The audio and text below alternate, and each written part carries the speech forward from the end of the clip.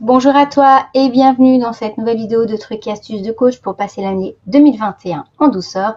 Sans musique aujourd'hui, question de problème de timing, puisque je pensais comme beaucoup d'humains sur Terre que juillet août allait être un petit peu plus calme.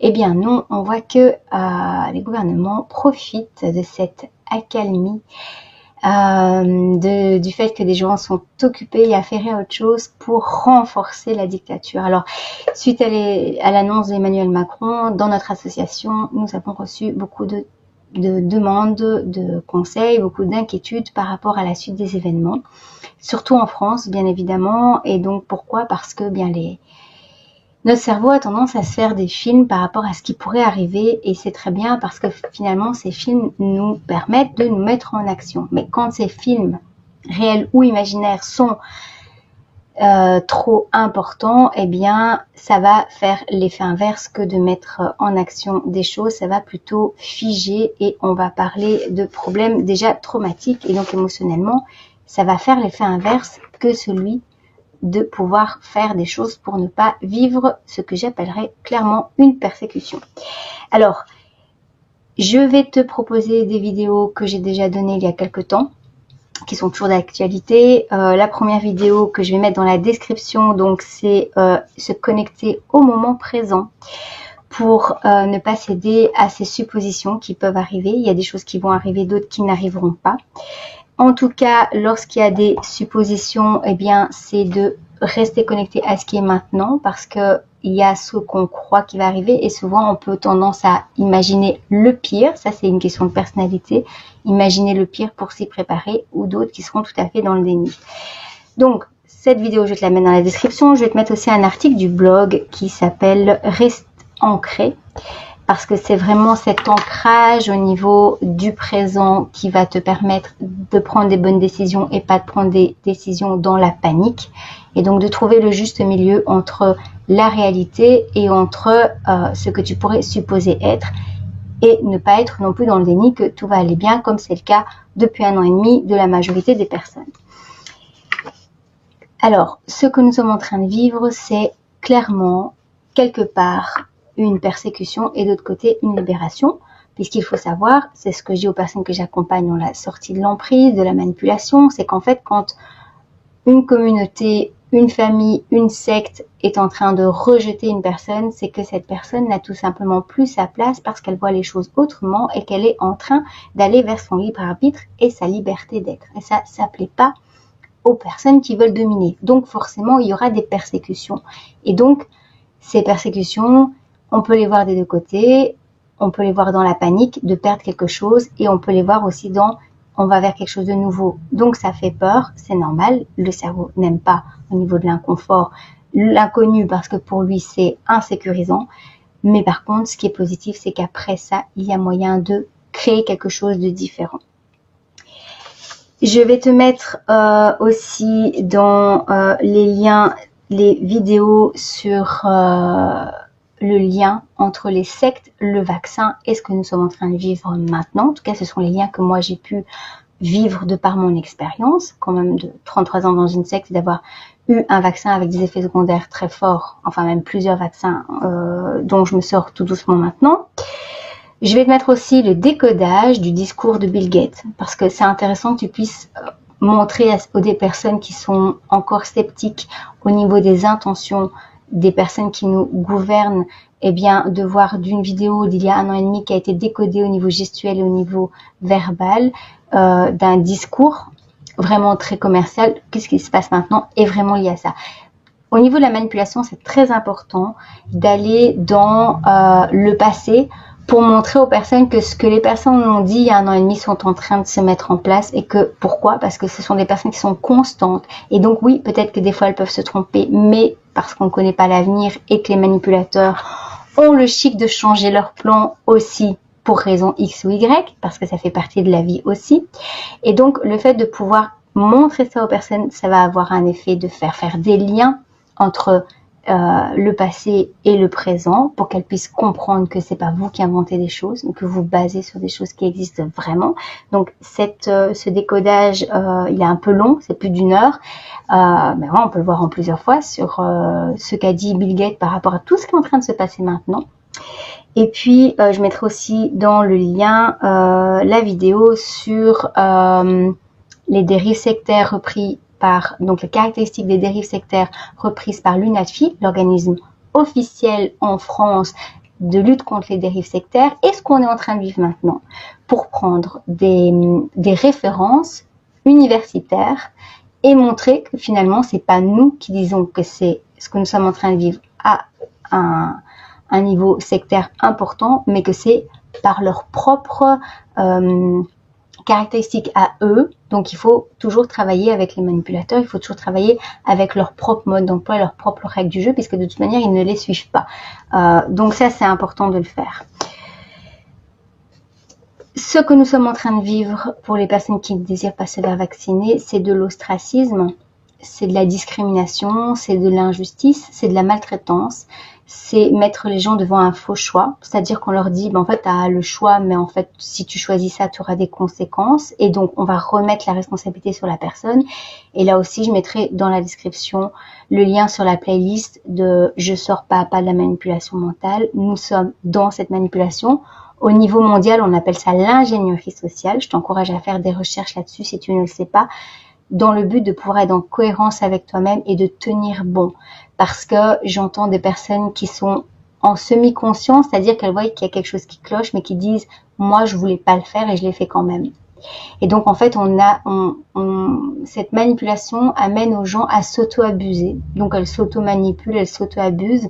Et qu'est-ce qui va se passer après? On leur dit, mais vous aviez le choix, même si il y a des effets secondaires, c'est vous qui avez fait ce choix. Alors, on sait très bien que ça a été fait sous la contrainte, avec des pressions. Donc, ne tombons pas dans cette chose de dire, ah bah, finalement, je me rends compte que j'ai pas le choix. C'est tout à fait le but de l'emprise. L'emprise, c'est de vous faire croire qu'il n'y a pas de porte de sortie, alors qu'en fait, il y a des portes de sortie, seulement on vous ne l'explique pas. Alors, je t'encourage pour ça de voir le film Truman Show, c'est vraiment un film que je donne aux personnes qui veulent comprendre comment vit quelqu'un qui est né dans une secte. C'est tout à fait ça. Nous sommes nés dans un système sectaire qui, au niveau de la scolarité, cadenasse en fait la manière de réfléchir des enfants. Et donc, il faut, je pense, de notre côté, avoir beaucoup d'empathie et de compréhension pour les personnes, de se rendre compte qu'elles sont victimes. Alors, il y a un côté où les personnes sont en semi-conscience, elles savent à l'intérieur d'elles qu'elles sont manipulées, mais il faut comprendre que pour accepter qu'on soit manipulé, il faut avoir une porte de sortie. Et donc, je te mettrai aussi dans le lien des vidéos où j'explique au niveau de la porte de sortie que montrer à une personne qu'elle est manipulée sans lui donner la possibilité de trouver par elle-même sa porte de sortie, ça devient criminel parce que finalement, on vit dans un double enfermement. Voilà, donc je le note pour le mettre aussi dans la description. Et donc, je vais te donner quelques petites choses que je suis en train de mettre en place et avec d'autres collègues dans l'association pour aller vers un autre paradigme. J'en avais parlé aussi il y a 1 an et demi, de dire finalement qu'est-ce qu'on peut voir de positif dans cette crise. Oui, c'est pas facile de vivre ça. Oui, ça va changer notre façon de vivre. Oui, ça va changer la face du monde. Oui, il va y avoir la maltraitance, mais on peut nous, en conscience, prendre soin de nous et surtout tenir bon.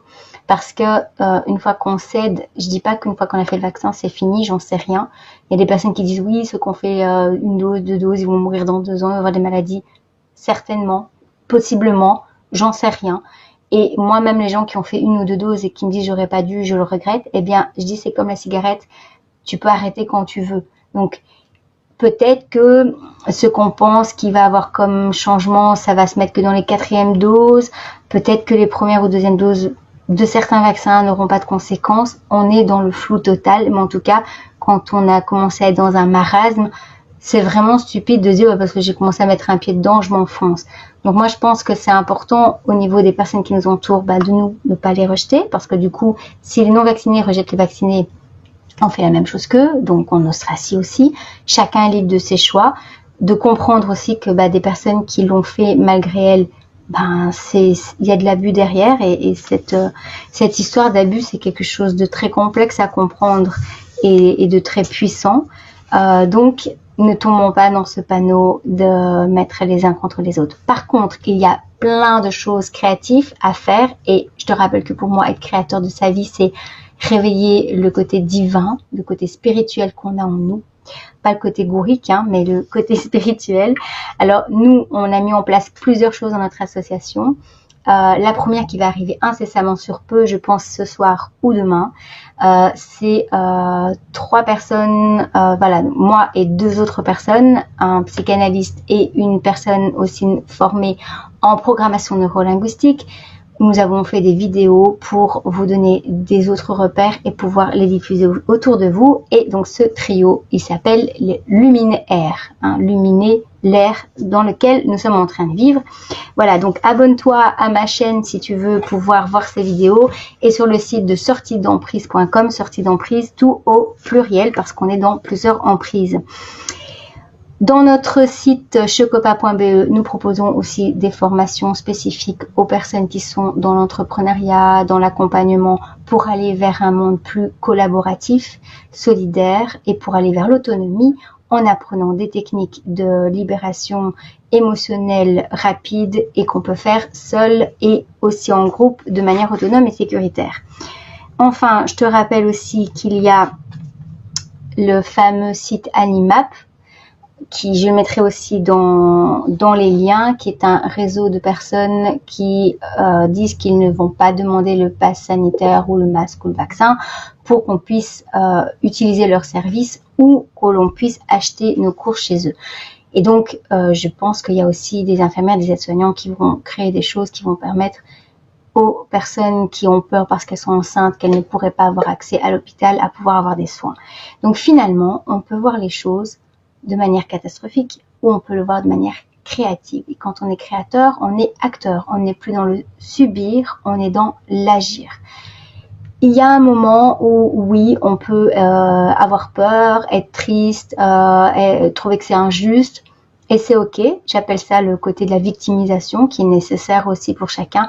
Mais ce qui est important, c'est pas de rester dedans. Oui, c'est difficile, mais allons vers quelque chose de constructif. C'est pour ça que le fait de rester ancré, aligné, ça va vraiment nous permettre de co-construire des nouvelles choses et de proposer une autre manière de fonctionner aux personnes qui ont fait ce choix d'être intègres avec eux-mêmes et donc de ne pas accepter l'inacceptable avec les chantages et les conditions de ce nouvel ordre mondial qui est en train de vouloir se mettre en place et qui à mon avis le fera. À ce sujet, je te mettrai aussi en lien dans la vidéo une constellation systémique que j'ai pu faire où j'ai pu consteller le Covid. Donc c'est une sorte de mise en scène qui permet un petit peu de comprendre ce qui se passe au niveau énergétique et de voir les choses d'un bon œil. Et à la fin de cette constellation, si tu veux en savoir plus sur les constellations, c'est sur chocopa.be. À la fin de la constellation, tu vas voir qu'il y a vraiment une vraie espérance et que ça va changer la face du monde. Et pour finir, dans Chocopa, dans le site de chocopa.be, nous avons mis en place des ateliers qui s'appellent Moi à ta place, qui permet aux personnes de venir avec une problématique.